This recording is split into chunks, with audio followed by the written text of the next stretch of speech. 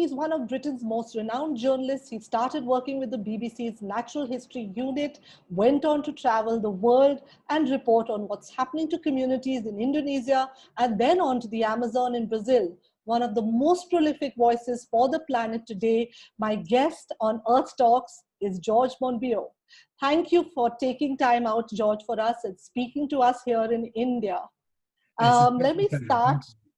Thank you. Let me start by asking you, stories are the means by which we navigate the world, you said in a TED Talk in 2019. What's the story that George is telling to us in a post-pandemic world? What should the story of the world be here on? Well, we need a great reset, a great renewal, and the pandemic gives us the opportunity to do this. In fact, it's quite remarkable how surveys around the world show that people don't want to go back to the way things were. Obviously, we don't like the pandemic itself, and it's had terrible consequences for many millions of people, but nor do we want to go back to the rat race, where we are just competing mindlessly with each other to scramble over each other and grab as much wealth and resources for ourselves as we can, rather than cooperating to confront the great predicaments of this century, many of which are far greater even than the pandemic. Climate breakdown, ecological breakdown, the collapse of our life support systems, which we can only address by working together.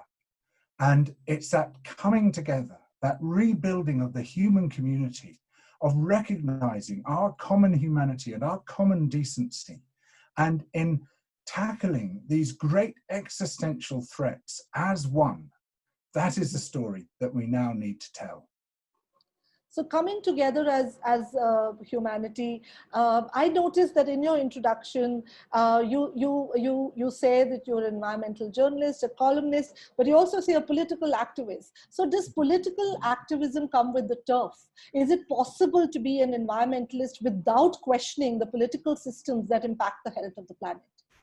It's not possible. The political and economic systems under which we live are driving us to destruction. What we are told is good, growth, progress, is progress towards the edge of the cliff if we don't change course very rapidly. And that does mean confronting those who are currently in power. In most of the nations of the earth, those who are in power at the moment do not appear to have humanity's best interests at heart. Some of them only seem to have their own interests at heart. Some of them might have their nation's interests at heart, but then compete with other nations to grab resources for that nation at the exclusion of others.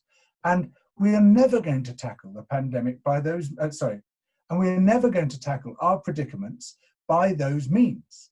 We can only do so by ensuring that power is once more rooted in the people, that we don't allow a few oligarchs and corporations to take the lion's share of wealth and power, but that it's much better distributed and much better controlled by the people, that democracy is a real, living, viable proposition, as opposed to the hollowed out shell that it is in so many nations.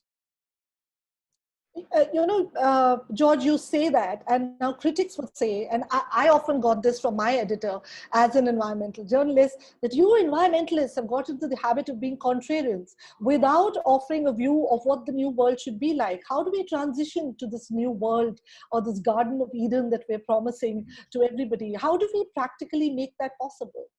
Well, there are now many really wonderful new economic models that people have published to show how this can be done, how we can live prosperous, wealthy lives without perpetual economic growth. We have to have a much better distribution of wealth. We have to have a completely different relationship with the natural world and with the wealth that it offers us if we're going to sustain that prosperity from one generation to the next. But none of it is particularly difficult or abstruse or weird. It's just finding a harmonious balance between current human needs and future prosperity. And there's been wonderful books and texts and videos and films made about how we can do this. And those who say there are no solutions being offered are those who aren't looking at the solutions that we offer, are those who don't want to see the solutions so that they can dismiss it all and say there is no alternative. The current model of capitalism, that's the only way to do things. But, you know, as many of us are showing, there are lots of different ways to do things. So, George, tell us about those different ways. Give us concrete examples of perhaps countries that have introduced good policy, that have introduced policies that are good for the planet, whether it's countries or corporations or organizations. Give us examples of those good stories. So, for example, we see New Zealand now saying we are not going to put GDP on the throne and make that our monarch and worship at that throne. We're going to look at other indicators of human well-being, like human welfare and human happiness and prosperity in the much broader sense, not just the kind you can count with dollars, but genuine prosperity. Are people's needs actually met? Can those needs be accommodated by the living world, or are we exceeding its capacity, in which case we will change the way in which we ensure that people's needs are met? We see some wonderful examples of people taking back genuine democratic control. So for instance, in Madrid and in Reykjavik, and until fairly recently in the Brazilian city of Porto Alegre, we see cities being run by their people. And as soon as they are run through popular deliberative democracy, rather than this top-down model, you see far more ecological solutions being applied. And you see human welfare rising, but you also see a far lower load being placed on the living world. And so it's that combination of revitalizing democracy, but also asking the big questions. Why are we here? What are we trying to achieve? Is it just to have more and more money, more and more figures under GDP that we can log up? Is that really what human well-being is about? Or is it about something completely different? And if it's about something completely different, we need to empower the people to make democratic decisions about what they want. And what you find is that when politics is bottom up, not top down, people always tend to move towards more ecological solutions. That's interesting that you spoke about revitalizing democracy. I was hoping you would also bring up one of the subjects of your book, which is rewilding, because I think it generates what we call as conservation optimism. And to make a shameless plug for my own book here, I too wrote a book called as Rewilding in India. And I called it actually Experiments in Restoring Nature, because in the book, what I say is, that in the developing world, wildlife exists amidst a sea of humanity. So while, a lot of people say that rewilding is a Western concept of restoring land. And can we talk about it from the point of view of a developing world where really wildlife exists in, a sea of humans? Yes. So what would you say to that? How do we make conservation more democratic and more relevant, say, to my part of the world? This is a crucial question, and it's essential, I think, to allow us to see ourselves as part of the living world and the living world as part of us. And the tendency in the past of conservationists to say nature lives here, humans live here. Humans aren't part of nature. Nature isn't part of our human experience except to visit it as high-paying tourists. That is a completely destructive and wrong-headed model, I believe. And what I want to see is people's lived experience being integrated with nature, and nature being brought back into the cities, people allowed to interact with nature in really interesting ways in the cities and in the countryside. And so I really applaud your message, and I think you're on exactly the right lines there.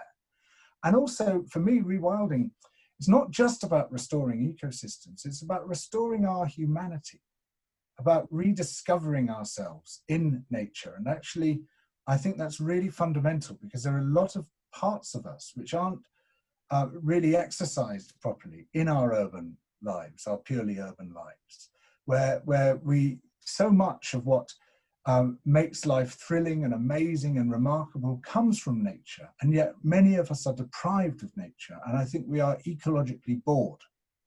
And so I want to rewild our lives as well as rewilding the habitats of the living planet.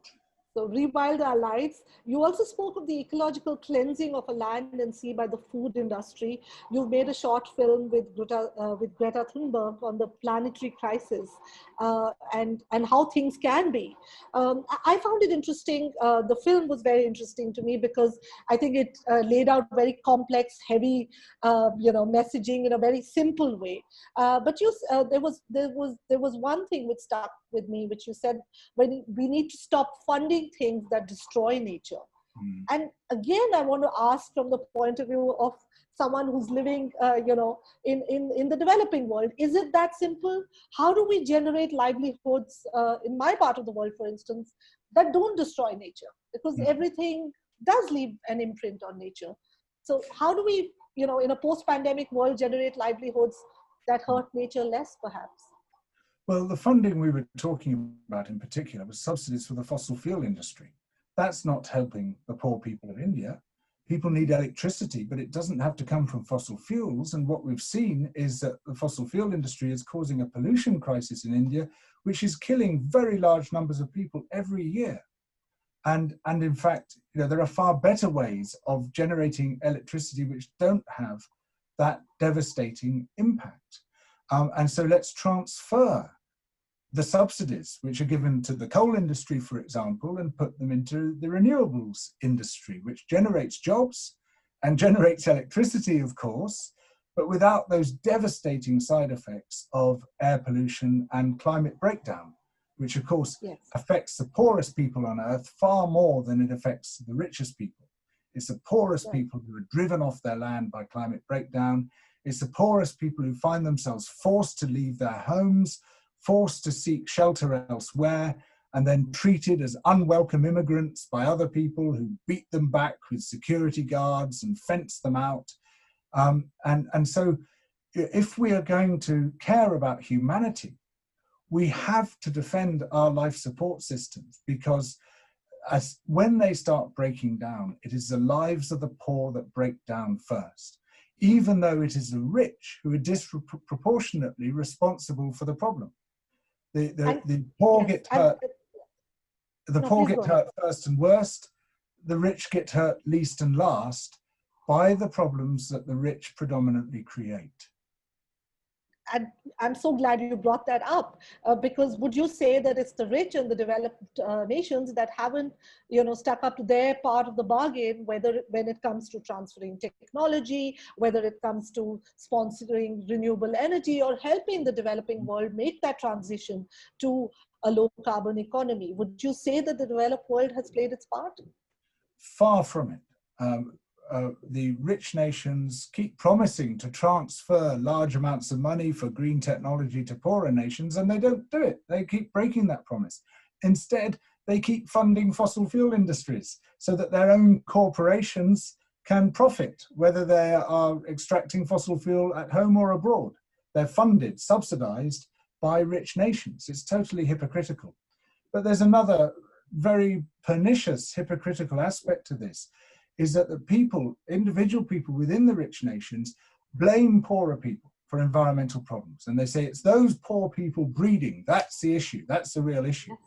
But actually, for most environmental problems, it has no impact whatsoever.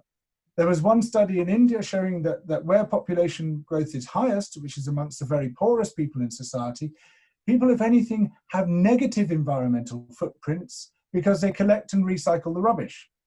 And so far from exerting an impact on the world, they're actually reducing the impact on the world. Whereas, 1 billionaire will use as much fossil fuel as a small Indian town every year.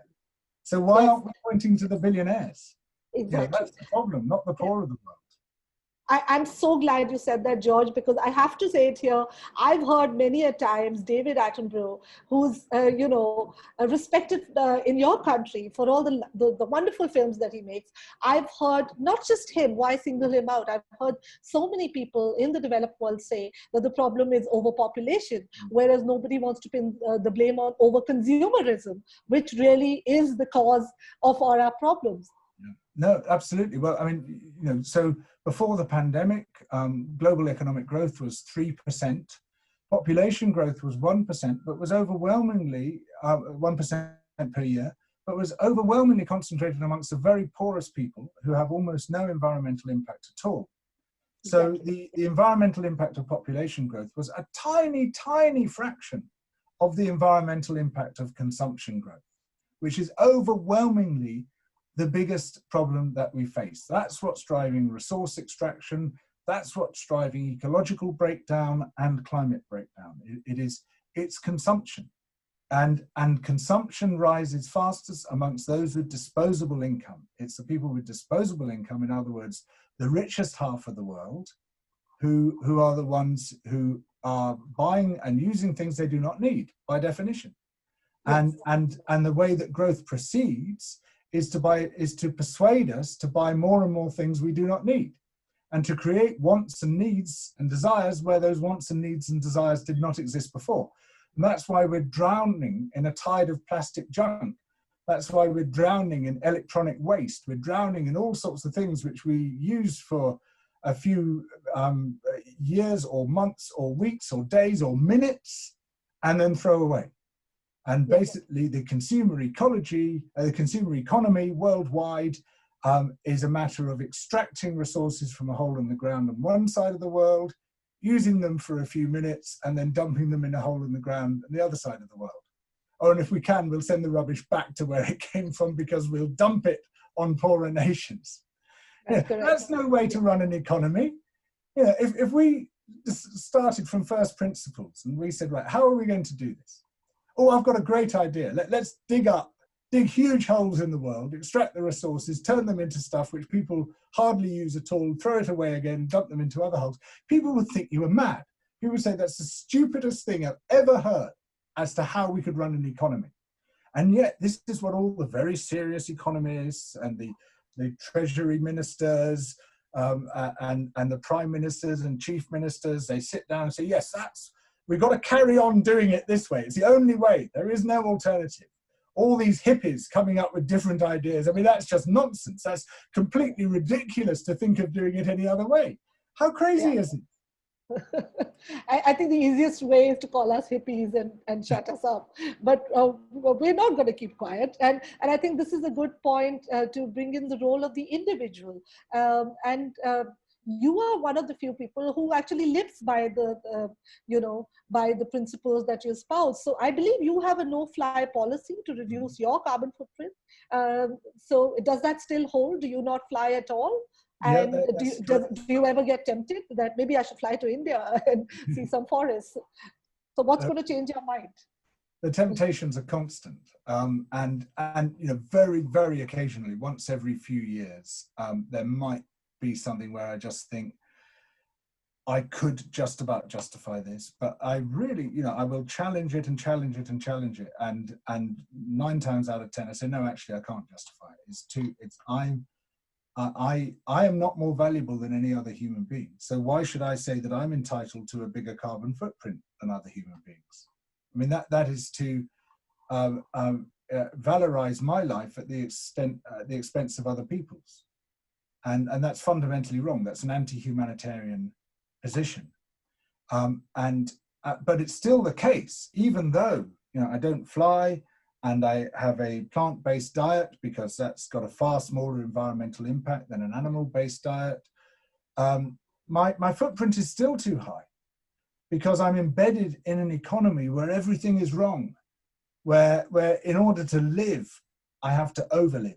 I have to overconsume just to live because of where the stuff comes from, which the computer that we're using at the moment to talk to, yes. my phone, these are things I need for my work. It's impossible to conceive of how I could work without them in the sort of work that I do. But Can you buy one where you can be absolutely sure that all the components were safely extracted and sustainably disposed of? Well, it's really, really difficult. In fact, I did buy one and it didn't work.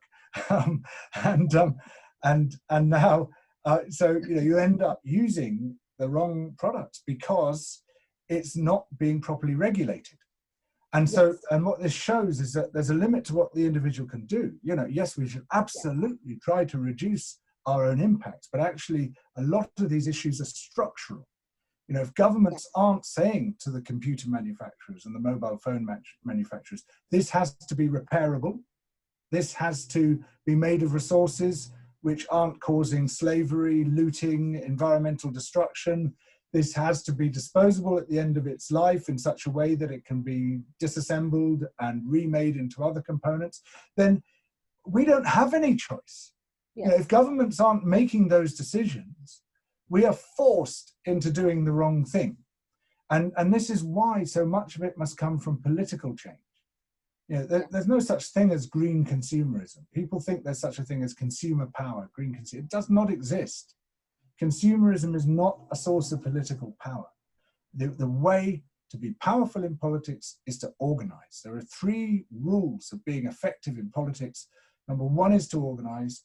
Number 2 is to organize. And number 3 is to organize. Okay, I can see that political activist in you is coming out again. That's fantastic.